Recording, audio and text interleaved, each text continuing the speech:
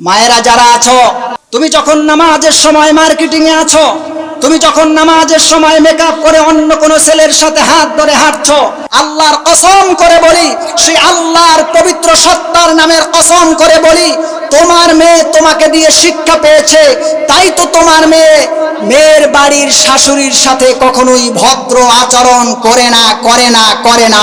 ঠিক কিনা বলো মুসলমান? আপনার মেয়ে ভালো হবার মূল প্রোডাকশন আর কারিগর হচ্ছে আপনি মা। আপনার ছেলে ভালো হবার পেছনে মুখ্য ভূমিকা যার সব থেকে বেশি, সে হচ্ছে আপনি বাবা। আবার অনেক সময় ছেলের বাবা ছেলেকে দিয়েই তো আকিস বিড়ির প্যাকেট কেনায়। আস্তে কর বাবা, যা না নিয়ে আয়।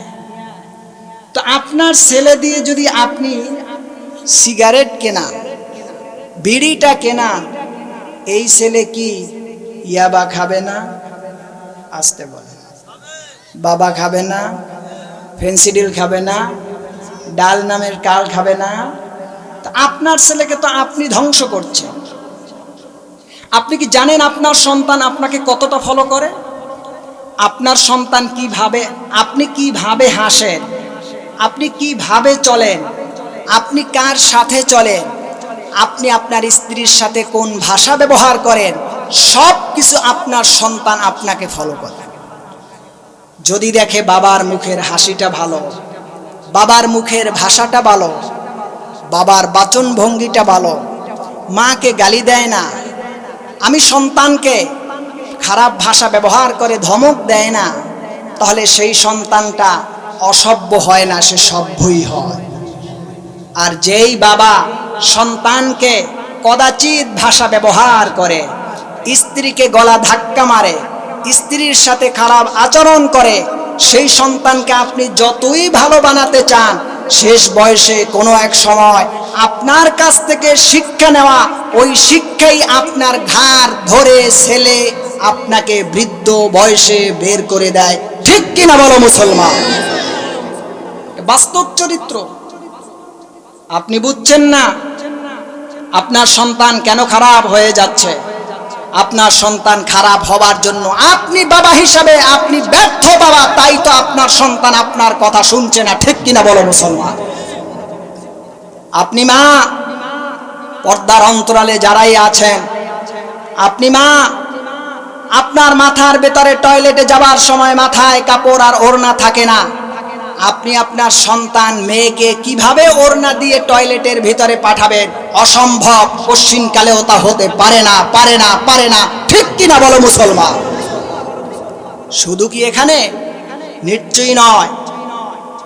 মায়েরা যারা আছো, তুমি যখন নামাজ না পড়ো, নামাজের টাইমে মোবাইলের সাথে পরকীয়ায় জড়িয়ে যাচ্ছ, তুমি যখন নামাজের সময় বাজারে আছো, তুমি যখন নামাজের সময় মার্কেটিং এ আছো, তুমি যখন নামাজের সময় মেকআপ করে অন্য কোন ছেলের সাথে হাত ধরে হাঁটছো, তুমি যখন নামাজের সময় মার্কেটিং এর ভিতরে ব্যস্ততায় সময় পার করছো, আল্লাহর কসম করে বলি, সেই আল্লাহর পবিত্র সত্তার নামের কসম করে বলি, তোমার মেয়ে তোমাকে দিয়ে শিক্ষা পেয়েছে, তাই তো তোমার মেয়ের বাড়ির শাশুড়ির সাথে কখনোই ভদ্র আচরণ করে না।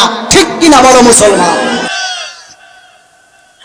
আপনার মেয়ে ভালো হবার মূল প্রোডাকশন আর কারিগর হচ্ছে আপনি মা। আপনার ছেলে ভালো হবার পেছনে মুখ্য ভূমিকা যার সব থেকে বেশি, সে হচ্ছে আপনি বাবা। আপনি সন্তানের সাথে ভালোবাসা দিয়ে তাকে বরণ করবেন, আপনার সন্তান তাই শিখবে।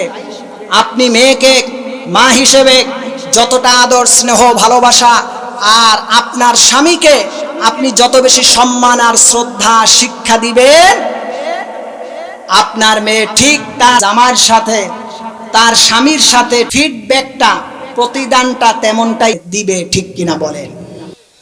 সেজন্য আমার প্রিয় ভাইয়েরা, প্রত্যন্ত অঞ্চলের মধ্যে আজকের এই কোরআনুল কারীমের মাহফিলে মাইকের আওয়াজ যতদূর পর্যন্ত যাচ্ছে, আমরা আমাদের সন্তানগুলির আজকের ভালো করতে পারছি না, মেয়েগুলিরে ভালো রাখতে পারছি না।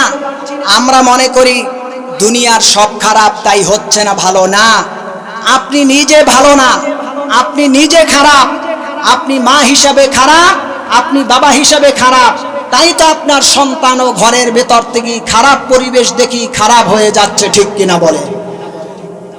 সেজন্য আমার প্রিয় মুসল্লি ভাইরা, আমার ইয়াং ভাইরা যারা আছেন, আল্লাহর রাস্তে আপনি নামাজের সময় নামাজ পড়েন। এখানে বাবা হিসেবে যারা আছেন, আপনি নামাজের সময় নামাজ পড়েন। আপনার কলিজার টুকরো সন্তানটাকে উঠিয়ে আদর করে ঠোঁটে গালে চুমু দিয়ে ওকে আপনি অজু যখন করেন অজু করান, ওর মাথায় একটা টুপি দিয়ে আপনার সাথে মসজিদে নিয়ে যান। 1 দিন 2 দিন 3 দিন 1 মাস 2 মাস পরের সময় দেখবেন মসজিদে আপনি যাওয়ার সময় বলবে, আব্বু কই যাও? মসজিদে, আমারে নিয়ে যাও, ঠিক কিনা?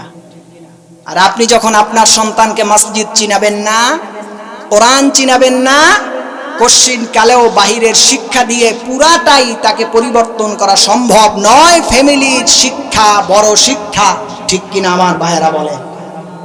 সেজন্য আপনার ফ্যামিলির ভিতরে কোরআন চালু করে। বর্তমান সময় মা বোন যারা আছে তারা এতটাই মডার্ন হয়ে গেছে, তাদের নামাজ লাগে না, তাদের পর্দা লাগে না, স্বামীর খেদমত লাগে না। স্বামী আসে কাজকর্ম করে বাসায়, ওই সময় বলে আমার কলিগ এসেছে, আমি একটু মার্কেটে যাই, ভাত আছে তুমি নিয়ে খাও।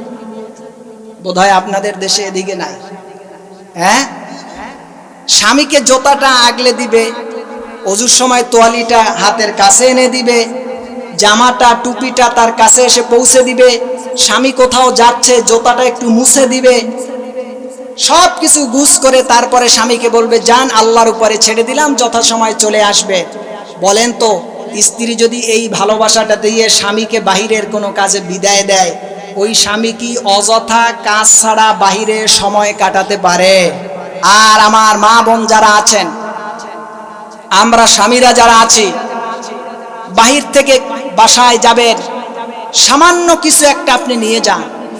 মেয়েদের হাতে যত টাকা থাকুক, সে চায় আমার স্বামী আমার জন্য কিছু একটা নিয়ে আসুক। একটা চকলেট নিয়ে যান, 2 টাকার একটা চকলেট নিয়ে আপনি শুধু বলেন এটা তোমার জন্য এনেছি। আপনার স্ত্রী প্রাণ ভরে যাবে, মনে করবে আমার স্বামী বাহিরে গিয়ে আমাকে ভুলে না।